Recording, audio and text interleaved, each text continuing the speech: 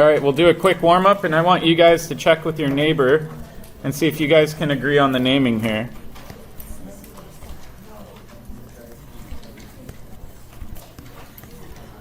Let me clean this up.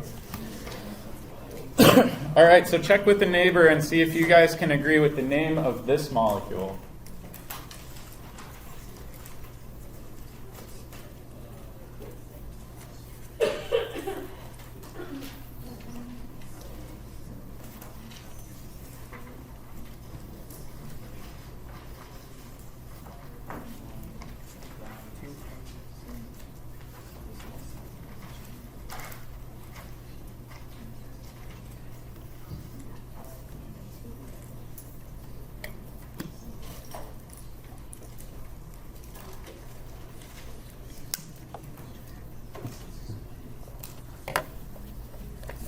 Don't be afraid to talk to one another, too.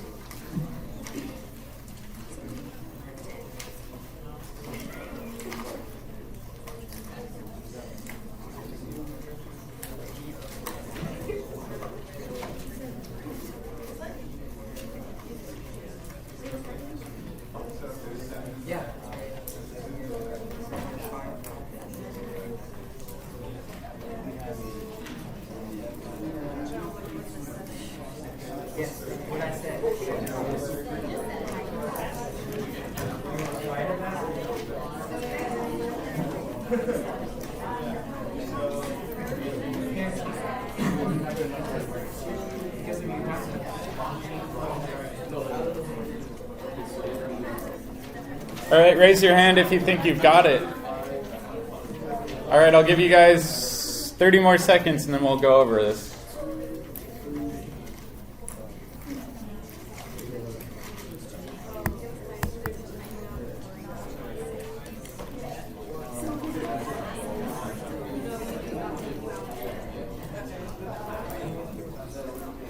All right, let's go over this. So, what's the longest carbon chain in this molecule? 7. So we could number going right to left. Or we could go the other way and say, why not 1, 2, 3, 4, 5, 6, 7. Let's just do both for the sake of argument. Once we've identified our longest parent chain, we want a circle of substituents. What's that one called? Methyl. So we'll say methyl. This one is also a methyl. Oh. And then this one, ethyl. All right, so now the question is it easier to do 2, 3 dimethyl and then a 5-ethyl? Or do we want to do the 5,6 dimethyl and then have our ethyl come off the 3 position?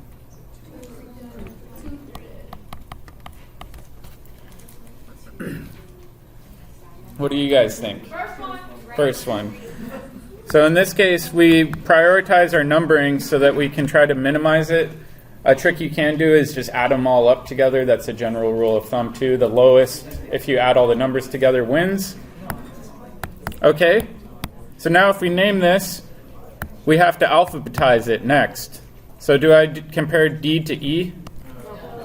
No, we don't look at the mono, di, tri. Instead, we look at the M versus E. So if we organize this, it would be 5-ethyl dash 2, 3 dimethyl heptane. That's the same for dyes and tetra and tri. Yeah, you don't, when you're looking at alphabetizing them or ordering them in the name, you ignore di, tri, tetra, and also iso and sec. Sec and tert, not iso. Okay. Yeah. All right, now let's talk a little bit about IUPAC allowed substituents.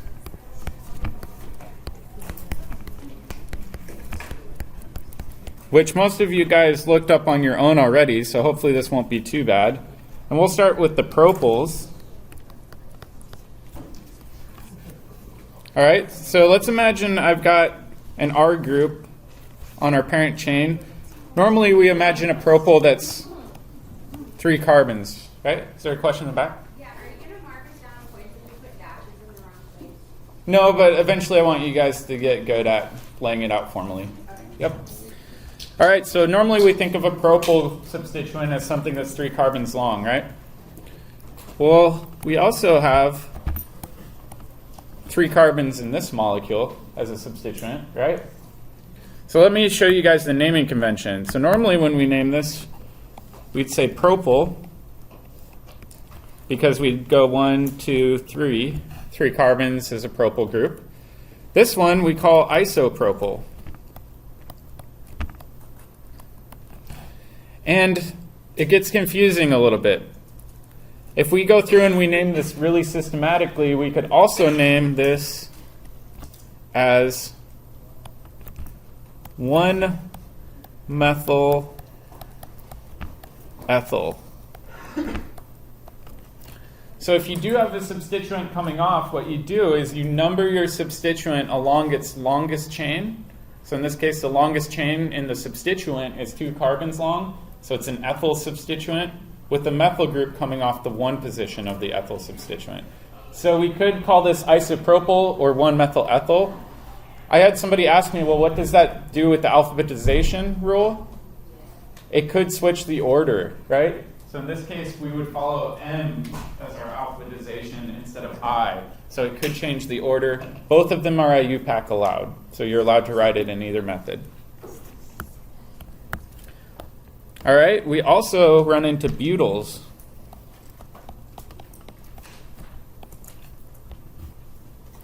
All right, so a butyl is how many carbons? 4. So we have our normal butyl. Or it goes 1, 2, 3, 4. So it's a substituent that has 4 carbons. But we can also draw this with some branching. What was this one called? Sec-butyl. So this was one in the book that was a little bit different.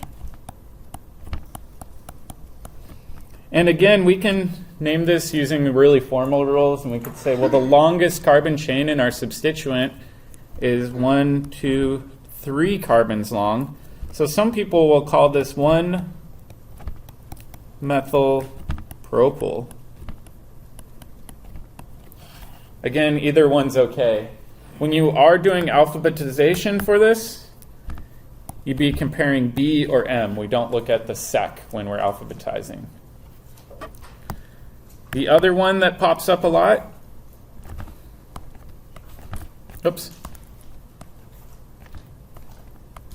is this one, which is isobutyl.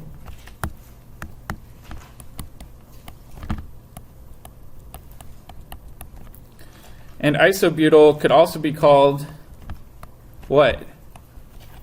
Using the formal naming system. Yeah, 2-methyl propyl, because we've got a methyl group coming off the 2 position.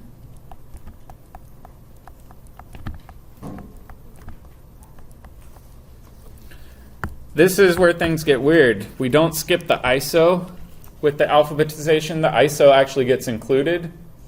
The way I remember is that if there's a dash, ignore what comes before the dash. It doesn't get counted. ISO doesn't have a dash, so the I gets counted. And then we'd compare that I or M with the alphabetization. All right, the last one we have for the butyls looks like this. So we've got 3 different methyl groups coming off. Does anybody remember what this is called? Tert butyl. Yeah, so let me, yep. Are those all butyls because there's 4 carbons all three? Yeah, exactly. So they're all in this butyl subclass because there's a total of 4 carbons, but they're branched differently. So we come up with different naming conventions. All right, so if we look at this one, this is called tert butyl with a dash.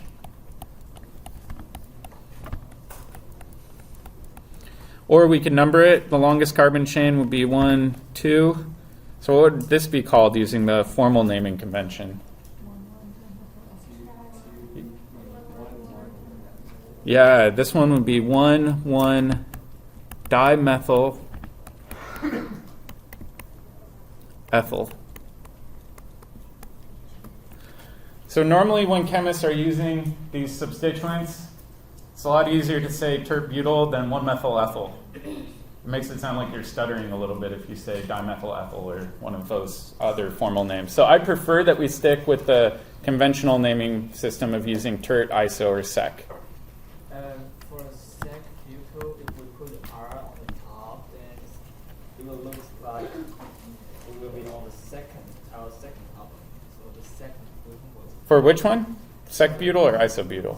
second butyl. If we put R on the top and label it as 1, 2, 3, 4, then the R will attach to the second bond, second carbon.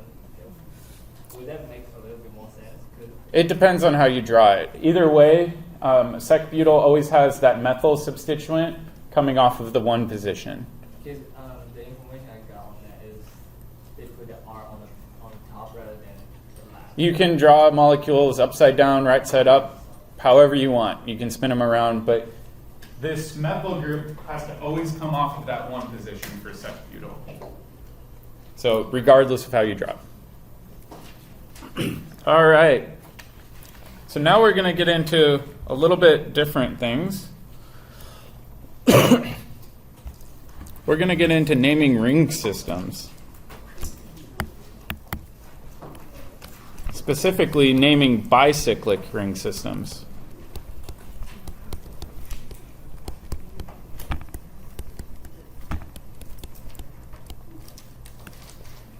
Bicyclic rings show up a lot in organic chemistry and biochemistry, so we have to come up with a good naming convention.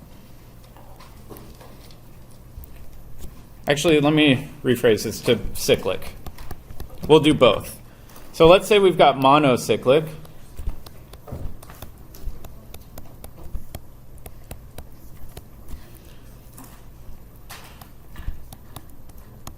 The ring is always considered the parent.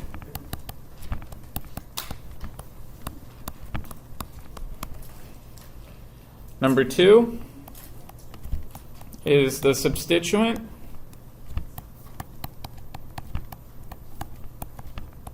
with the lowest priority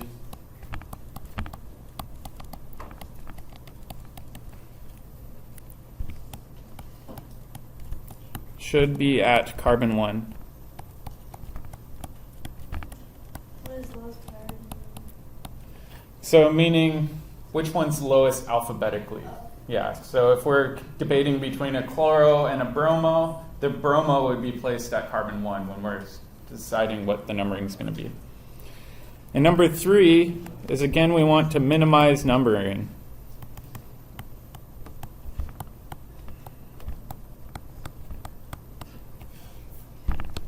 All right, so let's take an example of this.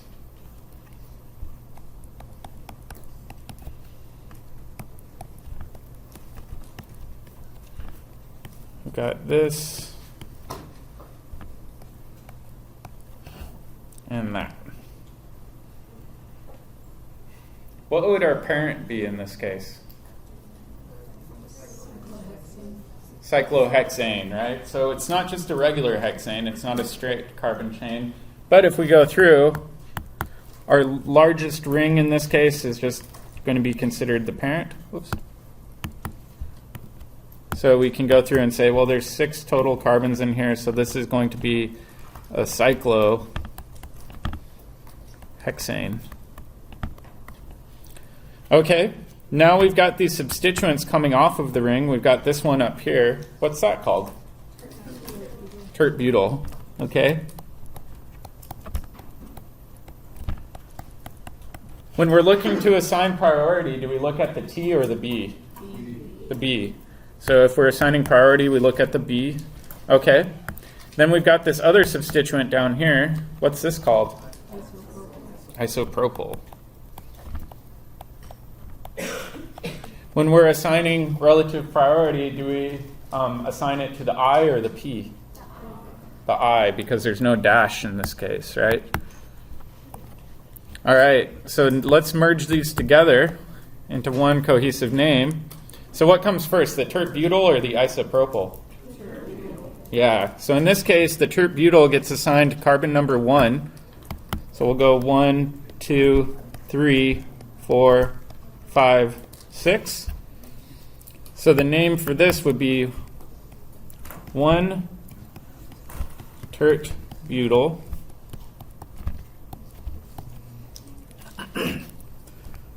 3 isopropyl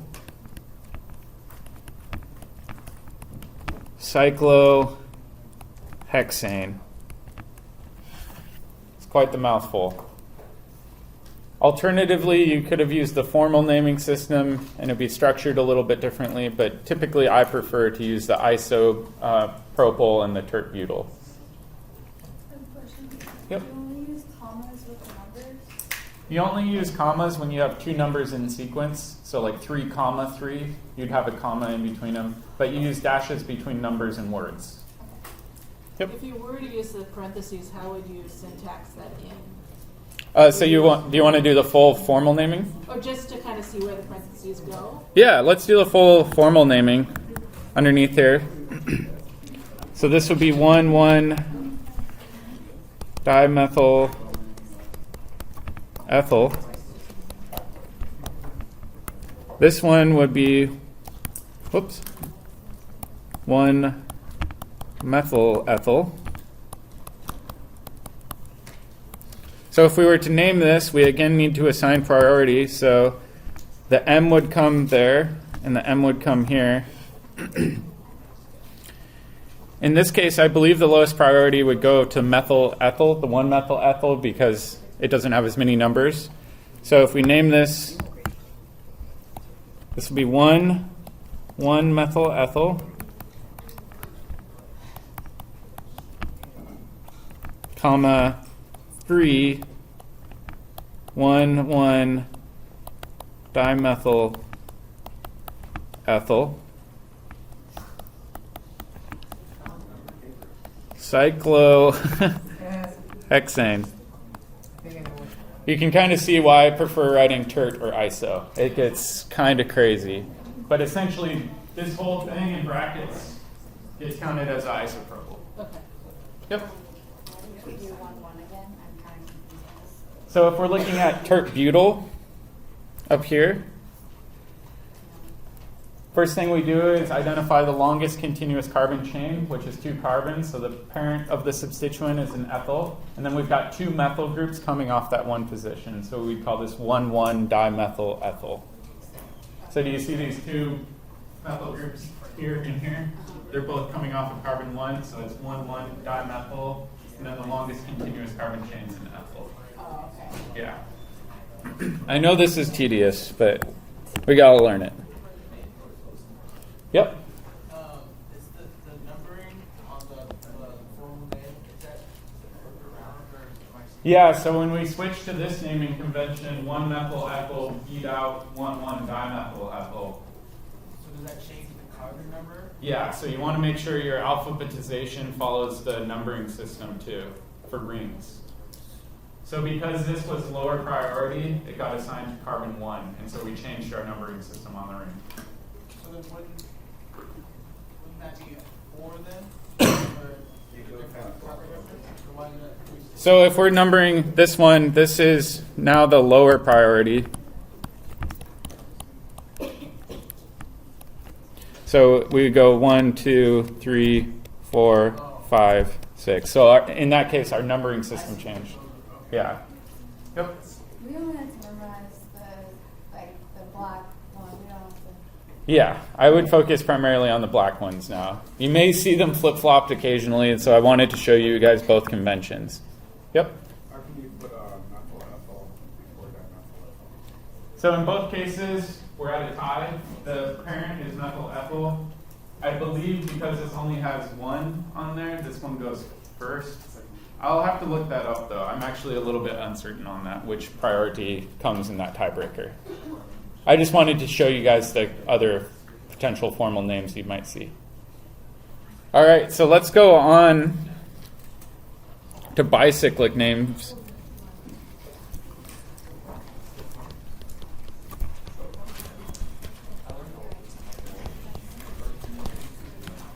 Bicyclic naming is tricky. So we're going to spend a little bit more time on the bicyclic name systems.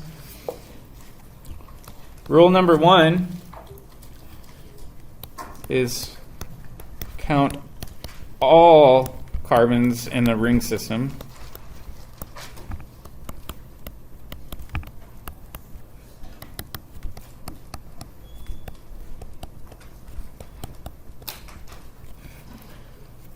Number 2,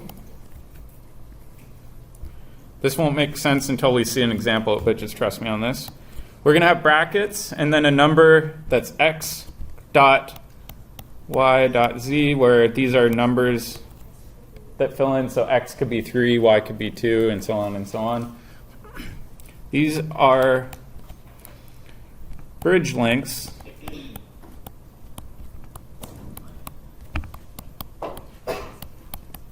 from largest to smallest.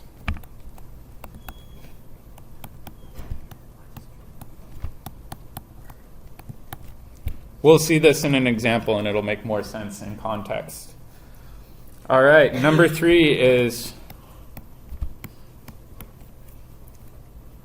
numbers starting at a bridgehead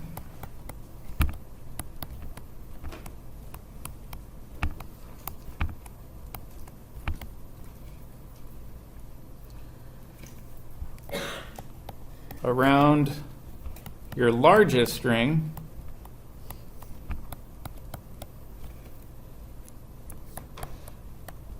then progressively move to smaller rings.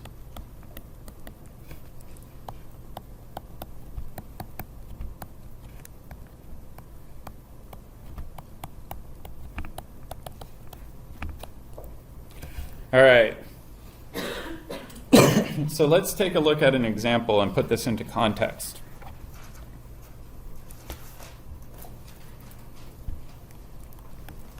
All right, first example I have for you guys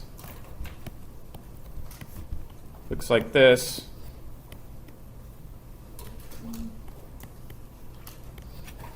So we've got what looks like a 6-membered ring kind of floating back, and then we've got this roof kind of sticking out of the page. So it's got some three-dimensionality to it, and we're going to work on three-dimensionality a lot when we get into cyclohexanes. But now let's just focus on naming. So rule number 1 is we've got to identify all of the carbons in ring systems. So how many total carbons do we have that are involved in rings?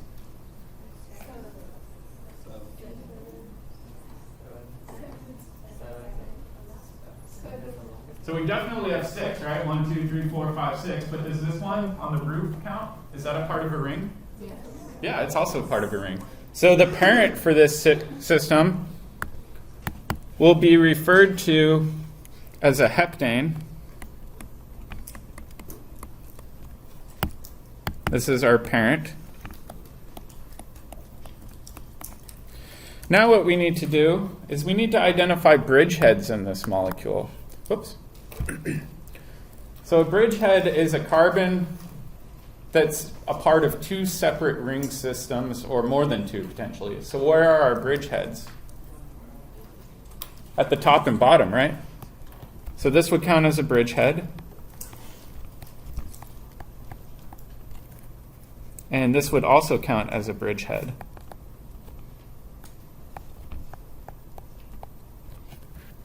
All right. So a bridgehead is a carbon that's a part of 2 different ring systems. So you see how this top carbon can be a part of this ring, or it can be a part of this ring. Because it's a part of both systems, it's considered a bridgehead. All right, so now what we need to do is we need to count how many carbons the bridges are.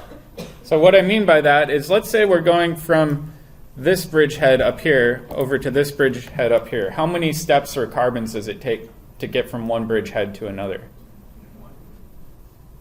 We've got a few different paths we can take, right? And that's when this comes into play. So let's just say if we're going along this blue path, that takes two carbons.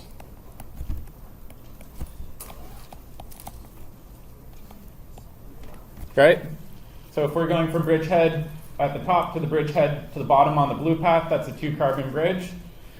let's say we do it another way over here. This is also a 2-carbon bridge. What is two carbon referring? It's referring to this carbon here and this carbon here. To go from one bridgehead to the other, we have to pass by 2 carbons. All right, and then our last bridgehead, but not least, let's label this orange.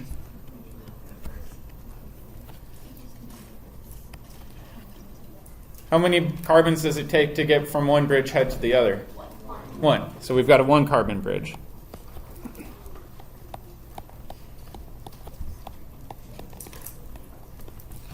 All right.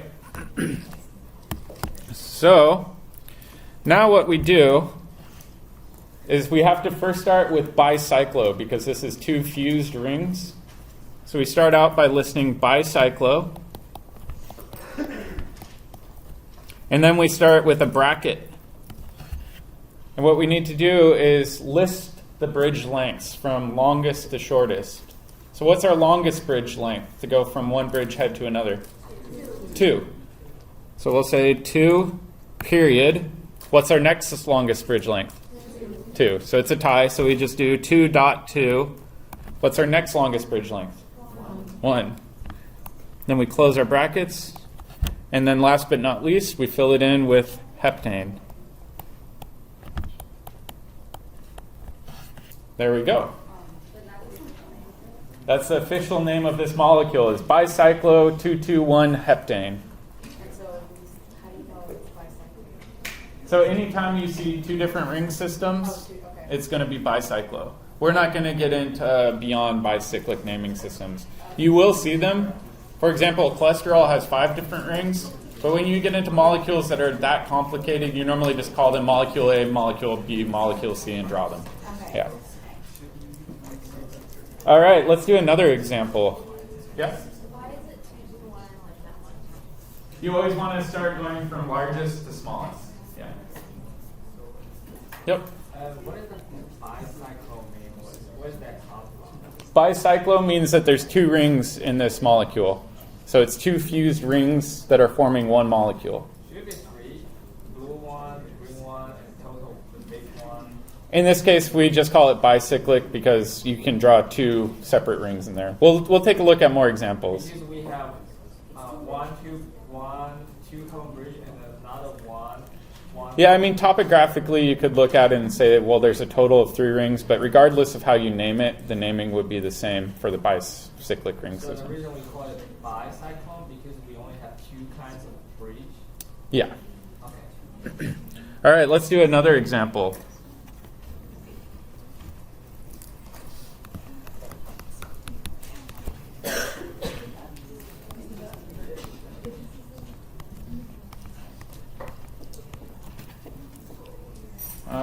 This looks tricky. So this is definitely bicyclic. Total number of carbons in our ring system? 9. Yeah, we've got 9, right? So we've got 6 in that bigger ring, and then we've got 3 extra in that ring on the right. So we've got 9 total carbons in there. Where are the bridgeheads? We've got a bridgehead right there, and we've got a bridgehead right there, right? All right, so we know we've got a nonane as our parent.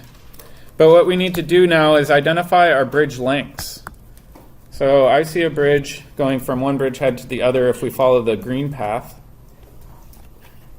What's our bridge length there? It's 4 carbons, right?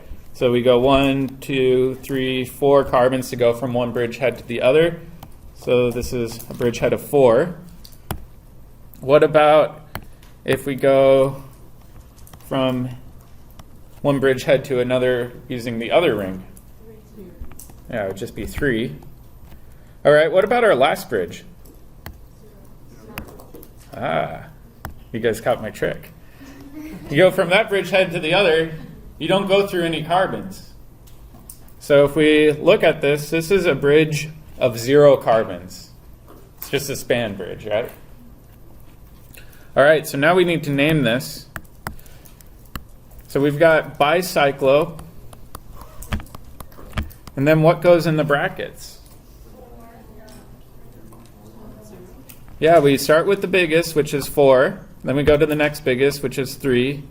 And then we go to the next biggest, which is 0. And then this is no name. Right? It gets tricky when you have 0 bridgeheads, but you got to account for them. Yeah. Yep. How do we number the carbons? Let's get to that one next. Yeah. All right. One more example for this.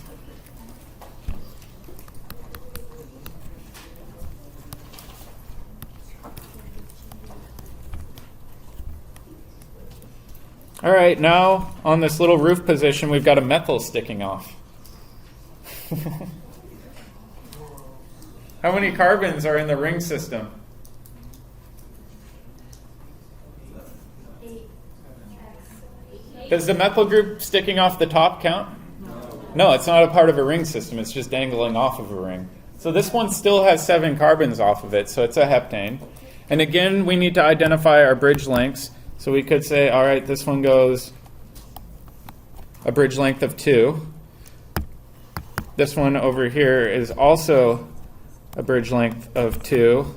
And then if we follow this one, goes through the center, it's got a bridge length of 1. Now we've got to number it, right? Because we've got to account for which carbon that methyl group is coming off of.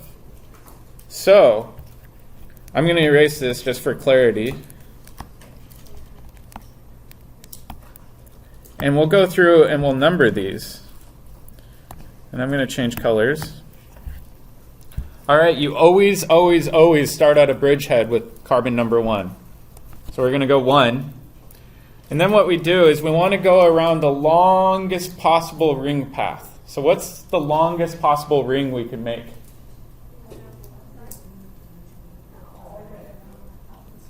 So would I go 1, 2, 3, 4, 5? Is that our longest ring? No, because what we can do that's in longer path is we go 1, 2, 3, 4, 5, 6, and then we go to the next possible longest path, which would be 7 off of there. So we kind of fill in subsequent longer paths after that. So if we're naming this, what this becomes now is 7-methyl, right? Because the methyl group's coming off of carbon 7. Bicyclo, and then what goes in the brackets? 2.2.1. And then heptane. Right, so numbering does matter with these. You want to go around the longest possible path and then fill in after that 2 to 3. If there is a potential numbering conflict, try to minimize numbering just like we did in the previous ones. Yep. You can also start the one at the other bridgehead, right? Yep. Same. But regardless of which bridgehead you start on, the molecule is going to be named the same, right? Yep.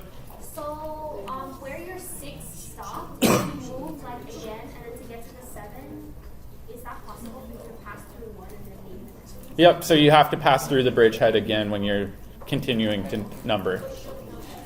What I would recommend you guys is do some of these practice problems from your book and on sapling. It'll make a lot more sense when you see these in context. All right, let's try one more, because I know you guys like this. This is one of my favorites. What would we name this? Ice cubes? Actually, let's add one more dangly thing off there. Just for fun. Total number of carbons in our ring system? 6. So it's a bicyclohexane. We need to determine path lengths. So we've got a bridgehead here. We've got a bridgehead here. What are our possible path lengths?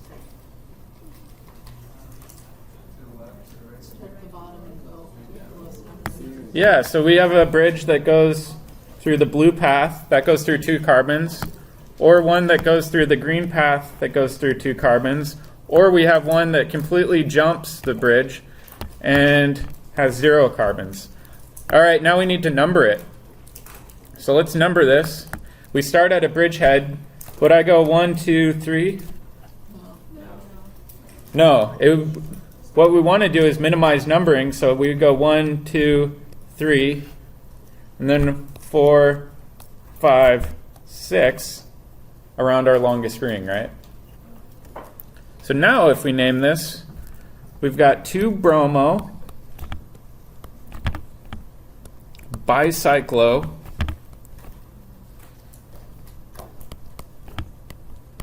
2.2.0 hexane. So 2-bromo, bicyclo, 2.2.0 hexane. So now we can name increasingly more complicated bicyclic ring systems. Yep. Why we don't put the 1 and bromine carbon there? We always need to start our carbon number 1 at a bridge head. Okay. Yeah. All right. For the problem of the day that was in the back, we didn't have enough time to get into conformational analysis, so that'll be an in-class activity tomorrow. Bring the POD with you.